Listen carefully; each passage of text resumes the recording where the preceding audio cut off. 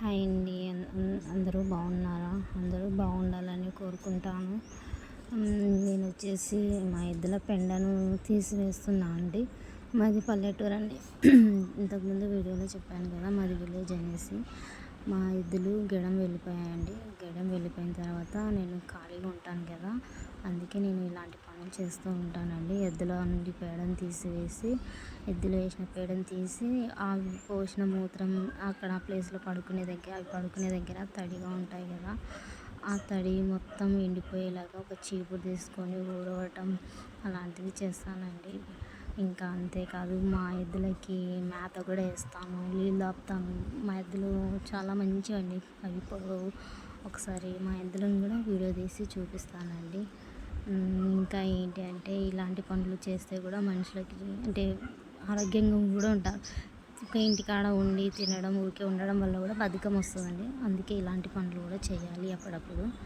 మాకు ఎద్దులు ఉన్నాయి కాబట్టి నేను చేస్తానండి. నాకు అలా ఏం లేదు. కొందరు ఎందుకు చేయాలి సిగ్గుపడతారు కదా, నేను అలా ఏం సిగ్గుపడనండి.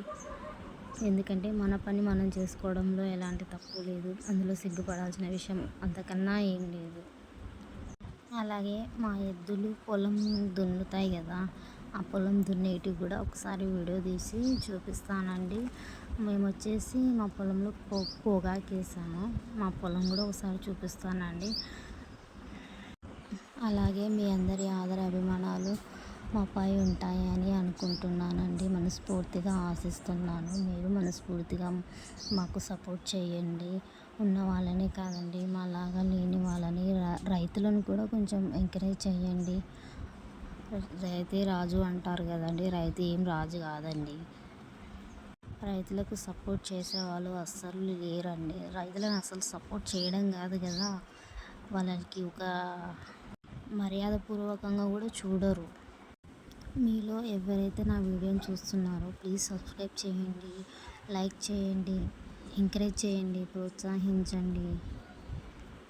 నేను యూట్యూబ్లో బాగా గమనించింది ఏంటి అంటే, బాగా ఉన్న రిచ్ పర్సన్స్కే దీంట్లో సబ్స్క్రైబర్స్ ఎక్కువ, లైక్స్ ఎక్కువ.